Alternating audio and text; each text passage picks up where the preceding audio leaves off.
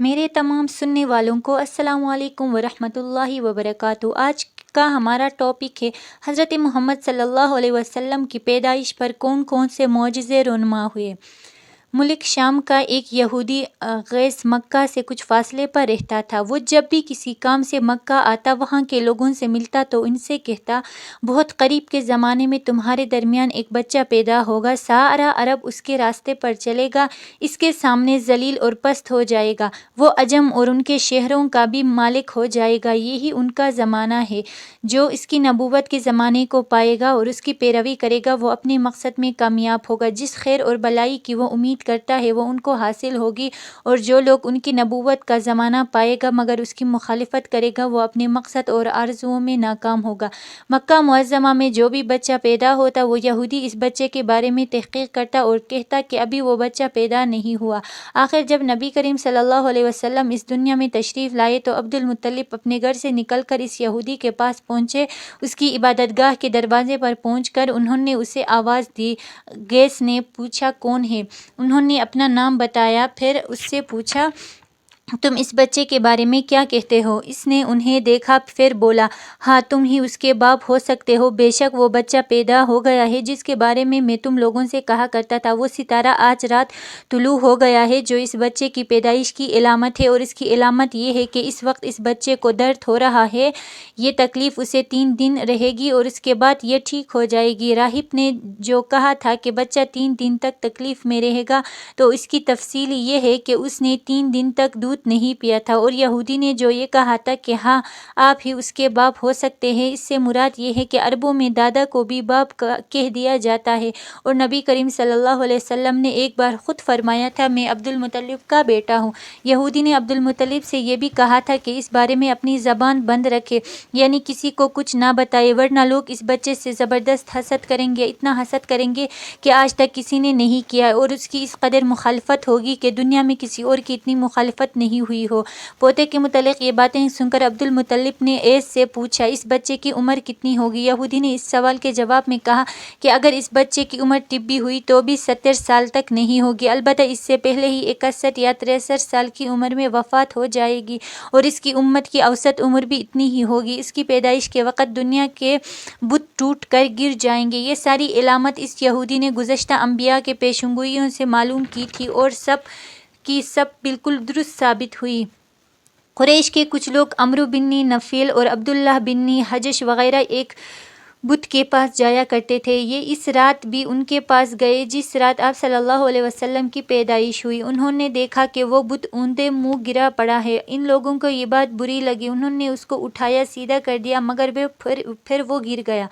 انہوں نے پھر اس کو سیدھا کیا، وہ پھر الٹا ہو گیا۔ ان لوگوں کو بہت حیرت ہوئی، یہ بات بہت عجیب لگی۔ تب اس بت سے آواز نکلی، یہ ایک ایسے بچے کی پیدائش کی خبر ہے جس کے نور سے مشرق اور مغرب میں زمین کے تمام گوشے منور ہو گئے ہیں۔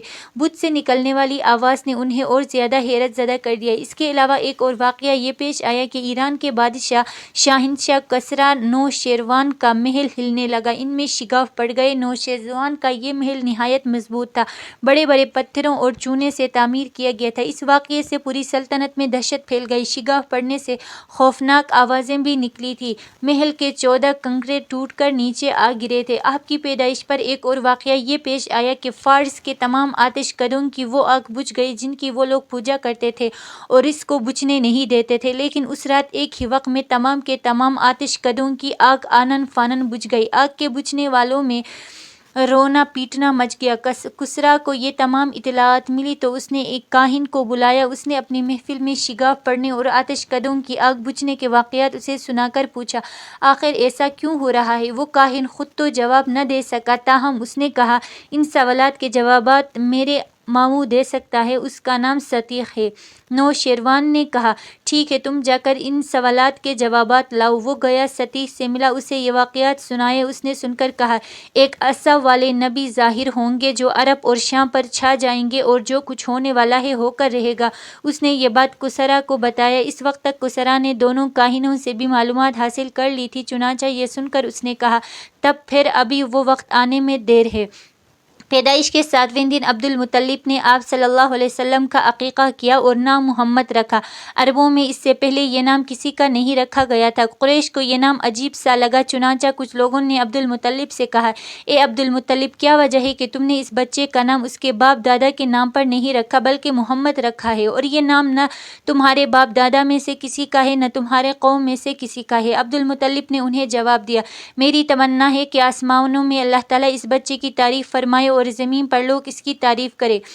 محمد کے معنی ہے جس کی بہت زیادہ تعریف کی جائے۔ اس طرح والدہ کی طرف سے آپ صلی اللہ علیہ وسلم کا نام احمد رکھا گیا۔ احمد نام بھی اس سے پہلے کسی کا نہیں رکھا گیا تھا۔ مطلب یہ کہ ان دونوں ناموں کی اللہ تعالیٰ نے حفاظت کی اور کوئی بھی یہ نام نہ رکھ سکا۔ احمد کا مطلب ہے سب سے زیادہ تعریف کرنے والا۔ علامہ سہیل نے لکھا ہے کہ آپ صلی اللہ علیہ وسلم احمد پہلے ہیں اور محمد بعد میں، یعنی آپ صلی اللہ علیہ وسلم کی تعریف دوسروں نے بعد میں کی۔ اس سے پہلے آپ کی شان یہ ہے کہ آپ اللہ تعالیٰ کی سب سے زیادہ حمد و ثنا کرنے والے ہیں۔ پرانی کتابوں میں آپ صلی اللہ علیہ وسلم کا نام احمد ذکر کیا گیا ہے۔ اپنی والدہ کے بعد آپ صلی اللہ علیہ وسلم نے سب سے پہلے صوبیہ کا دودھ پیا۔ صوبیہ نبی کریم صلی اللہ علیہ وسلم کے چچا ابو لہب کی بھانجی تھی۔ ان کو ابو لہب نے آپ کی پیدائش کی خوشی میں آزاد کر دیا تھا۔ صوبیہ نے آپ صلی اللہ علیہ وسلم کو چند دن تک دودھ پلایا۔ انہی دنوں صوبیہ کے ہاں اپنا بیٹا پیدا ہوا تھا۔